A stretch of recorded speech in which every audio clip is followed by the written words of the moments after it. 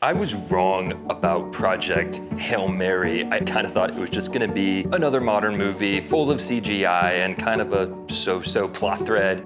From the trailer, I was like, yeah, I don't know. It could be good, but I'm not gonna go see it in theaters. And now that I've seen it on streaming, man, the cinematography that Greig Fraser does throughout this film is just something worth noting. There's a tangibleness to the way that he chose to actually film a lot of these really incredible shots in camera. And the more I learned about how they chose to make this movie, the more I realized that Project Hail Mary isn't beautiful by accident.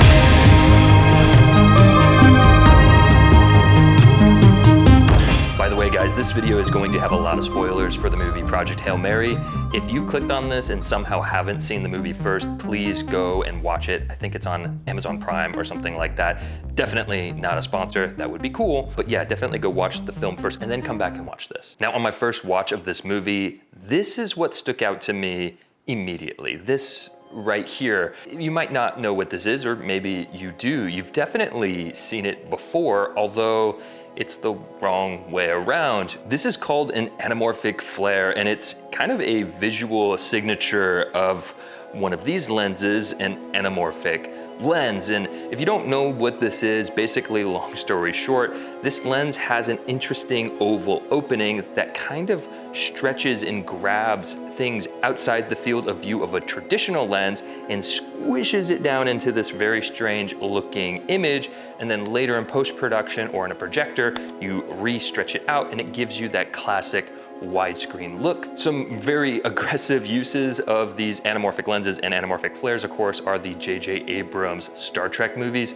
They are quite literally all over the place. And now that you've seen it here, you won't be able to not notice it. It's just such a signature. But the weird thing with Project Hail Mary, and it's something that I've seen almost never, is that the anamorphic flares go up and down instead of horizontally. So what's going on here? Well, cinematographer Greig Fraser literally took the traditional anamorphic lens and turned it on its side, like legitimately. He took the lens and just turned it on its side. These anamorphic optics were rotated 90 degrees, so instead of squishing everything horizontally, it was squishing everything vertically. And all those classic defects like the oval bokeh and the anamorphic flares suddenly rotated with the lens as well. And beyond the fact that this just visually looks interesting, I would like to think that there was a story reason as to why this happened. When I was watching the film, the first time I ever saw a super notable anamorphic flare was when the main character Grace did his first spacewalk in front of the alien spacecraft. And I think that he was utilizing these weird anamorphic flares, like something that we're all very used to seeing, this long sideways anamorphic flare, and turning it on its side made it feel kind of alien to us, just instinctively, I feel like. And I don't know that it's really a coincidence that when Grace first interacts with the alien spacecraft and then from there the alien, that's when we see those striking vertical anamorphic flares. And obviously for this video, I'm going to be filming vertical anamorphic as well. So if I take a flashlight here, you guys can see the effect that's going on. So actually there's a lot more space up here and down here. But of course, again, it is stretching it, and then I'm cropping it in a little bit for the purposes of this YouTube video. But again, back to the film, besides the vertical anamorphic flares, the vertical anamorphics or vertiscope or whatever you want to call it did play another key role in the cinematic storytelling of Project Hail Mary. You may have noticed, or maybe you didn't, depending on the version you saw, you may have noticed that all the scenes of the main character Grace in space were in a taller aspect ratio. Those were all filmed, I believe it's 1:43:1 aspect ratio, roughly a 4:3 aspect ratio, which is what this video is shot in. And that was all utilizing, or at least mostly utilizing, the vertical anamorphic setup. I do think that he snuck in some circular lenses in there. From my research, he used a rehoused Helios 44-2 legendary lens, something like this, a circular lens. I think it was specifically in a lot of those alien tunnel scenes. I don't know this for sure, but there's this swirly, crazy bokeh going on in some of that footage. And to me, that's just such an obvious sign of the Helios lens. But Anyways, but how do you go from a tall aspect ratio, roughly a 4:3 aspect ratio, to a 239:1 aspect ratio, the super wide looking footage that we're so used to seeing in modern cinema? Well, he did this little technique that's pretty cool. I think it's called shutter drag. You guys can correct me in the comments if I'm wrong. I'm probably wrong, but basically it allowed for these flares to come off the footage and go over on top of the letterboxes, the black bars at the top and bottom of the footage, in between transitioning from that 143:1 aspect ratio to the 239:1 aspect ratio, just to kind of help blend those together when we were transitioning from the space scenes happening in the present to the flashback scenes back on Earth. Again, these little details in this film, at least for the cinematography, is just so cool how they found these little in-camera tricks to just make this movie stand out in an interesting way. I think we're so used to seeing those signature artifacts in anamorphic footage in classic Hollywood movies that this act of changing just one variable and turning it on its side really gave this film kind of its own unique look. Not saying that no other film ever has done this, but he did it in such an intentional and purposeful way that I think really stood out and made me kind of really pay attention to this film. In Project Hail Mary, this is far from an isolated cinematography trick. In fact, they did something really cool with figuring out a tangible solution to the problem of how do you film something that we as humans literally cannot see.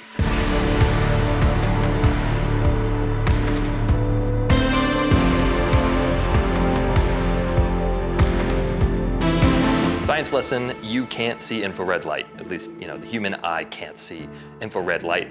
And neither can probably any camera in your nearby vicinity, because inside of all these cameras, we have an IR or infrared filter blocker that keeps the infrared light from hitting your camera sensor, because if it did, all your footage and photos would look really funny. It just does some cool stuff to your image. The problem for the storytellers when it came to Project Hail Mary and for Greig Fraser is, how do you film something that we can't see? Well, the obvious modern answer to that is, well, you just use visual effects. And they did. They did use visual effects and it looks incredible. This video is not me going, oh man, if it's not in camera, it's not good. Visual effects are a necessity of modern filmmaking in a lot of ways.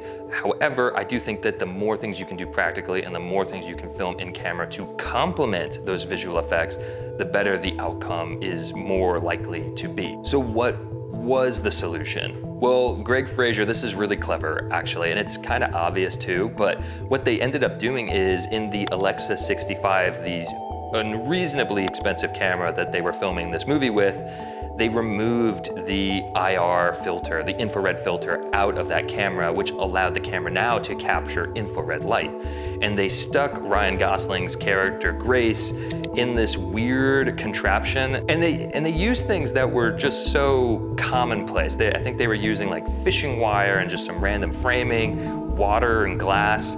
And they stuck these little fairy infrared lights all over the place so that when you were looking at it in person, it kind of looked like nothing, because again, you can't see infrared light, but through the camera that now has been modified to allow in infrared light, it created this beautiful kind of ethereal looking footage that we ended up seeing in the final film. And I love this. I think that it's just kind of like a callback to the old school filmmaking, like Star Wars, for example. These guys, they didn't have the crutch or the ability rather to use modern day CGI to be able to make TIE fighters and X-Wings fly past each other in outer space. So they had to come up with these clever practical solutions to make it work in camera and look convincing at the same time. And this just kind of, in my opinion, harkens back to that love language and passion of filmmaking that just really made me smile, because when I found out that they actually filmed a lot of that practically, obviously the wides are gonna be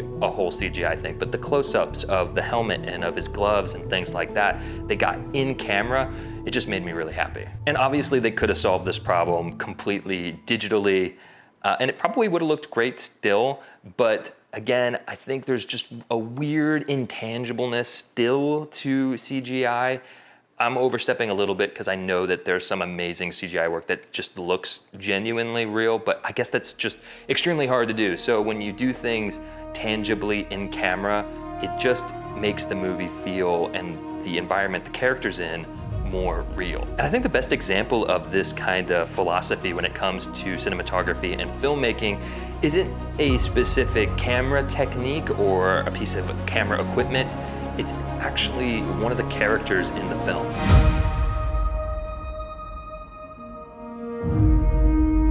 Again, I never read the book. I didn't know anything about this movie.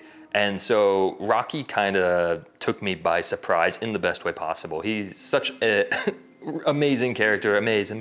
I really enjoyed how real somehow they made a pile of rocks feel, and the relationship between Rocky and Grace, Ryan Gosling's character, it just had a level of impact that I wasn't expecting. Do puppet show, too fast. I don't want to do the puppet show. No, do puppet show.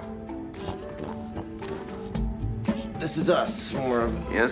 flying along. The problem is, because the solar system is constantly moving, the Petrova line's gonna constantly be moving, right? Am I still doing it? You still want it? Yes, showtime. Again, a little bit of that old school filmmaking coming into play here that I think helped to make their relationship, their friendship, have that tangibleness that we're talking about throughout this video. A lot of times in these modern movies, when you have a completely CGI character, these actors are acting against essentially an eye line, something to give them a place to look. It could be a tennis ball, it could really be anything, but it's just basically like,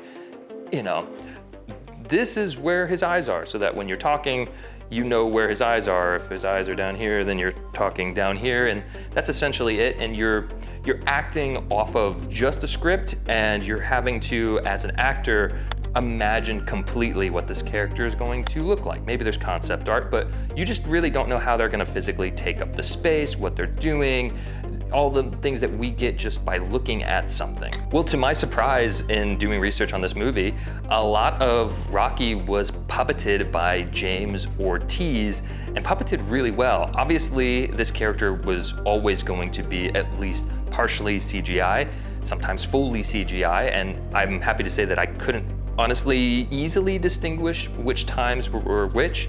They did an amazing job, but I do think that allowing Rocky to be a physical puppet in a space, and also to allow James Ortiz to be the, not just puppeteer, but also the voice actor, or I guess you could say just actor for Rocky, allowed for Ryan Gosling and Grace to not just act off of the rock character, the pile of rocks, but also to improvise, which is just something that I think is probably lost with a full CGI character. There's no room for James to say something goofy and then waddle around, and then Ryan Gosling go, oh man, he bumps into a wall and something funny happens that they just weren't necessarily expecting with the script. I mean, this video, I have a script, I'm not really using it because a lot of times when you type something out, it reads well, but then when you say it to camera, it does not sound as good. So the ability to improvise is just something that I think added an extra layer of realness to the character of Rocky. And again, I'm just surprised, and like they made such an alien looking pile of rocks feel like one of the most human characters in the entire film. And I do think it's, at least in some small part, due to the fact that he was physically in the space and acted in conjunction with Ryan Gosling. And I won't go so much in depth, but of course, this does carry over into the actual set. It wasn't shot, at least largely, on volumes or on green screens. There was an actual physical ship. The Hail Mary ship was a physical prop that Ryan and James got to interact with. And so I do think that just like having things tactically in a room, again, like that old school filmmaking, it just makes things as a viewer feel more real. It's that, you drink every time I say tangible, but it made it feel tangible. I don't think Charlie Wood, our production designer, ever really accepted that this was just pretend. These sets were so realistic. The way that the sets moved was so realistic. The engineering of them was genius. And not like a set in the sense that like if you needed to move the camera, we needed to get wires in because I needed to float. Nothing moved. Like you had to saw the set in half and then weld it back together. It was just so incredibly realistic that it really set a bar for all of us when we got to the sets where we thought, okay, we have to commit to this film and to our respective roles as much creativity and as seriously as Charlie Wood committed to these locations.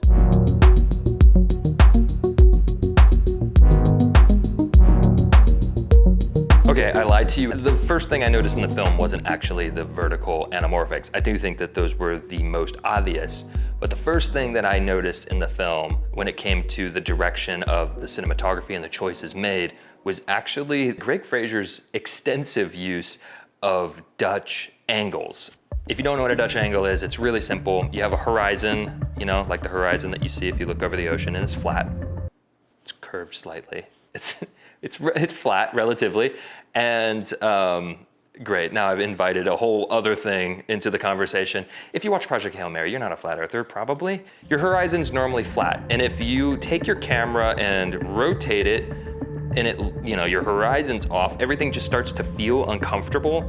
It's like this weird psychological thing, because again, as humans, we're really used to seeing something. Like those horizontal anamorphics, we're so used to seeing them. When you turn them vertical, things feel weird. I think the same thing is for Dutch angles. If you have your level horizon and you skew it, suddenly inside, as a viewer, you feel like, something is uncomfortable, something is weird, something is off. And Dutch angles are everywhere throughout the film, and I think largely what they are trying to get across to you in the audience is a sense of disorientation, and specifically a disorientation from Grace's perspective. This is just my opinion. I've not met Mr. Fraser.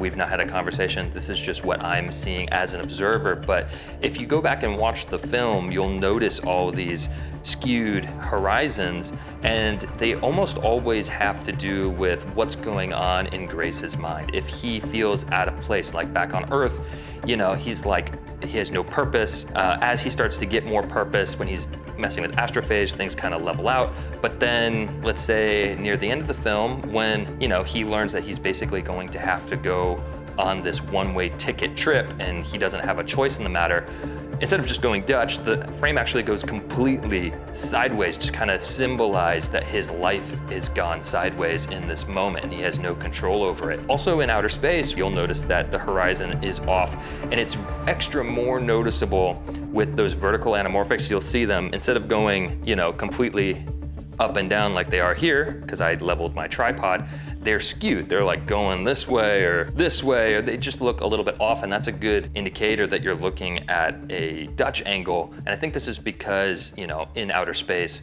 there is no true up or down, and so it's like this disorienting effect to the character of Grace. And I think that it's pretty awesome to see just like this subtle cinematography, or sometimes not so subtle cinematography, to kind of give you a better insight into the anxiety and the internal feeling of the character without just him explicitly being like, I'm scared, It's the classic show, don't tell. And I think it works wonderful in this movie. This video is not me saying that Project Hail Mary is a perfect film. It's not. It's a very enjoyable film. I enjoyed it a lot, but it's not a perfect film necessarily. But I think it was that rather I was struck by the just kind of like classic philosophy of old school cinematography in this film. I hadn't seen it in kind of a while, that it made me just happy. I don't know.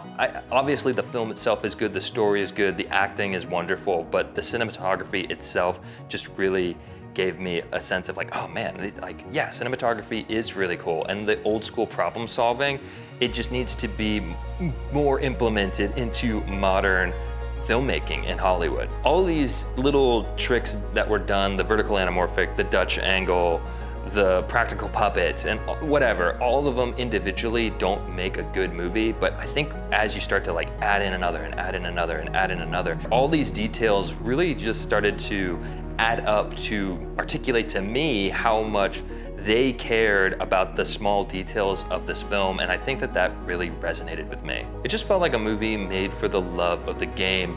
People experimenting, problem solving, mixing old school practical filmmaking with modern visual effects, and just because they wanted to make the best version of something that they possibly could. And as someone who just really enjoys cinematography, I enjoyed seeing that.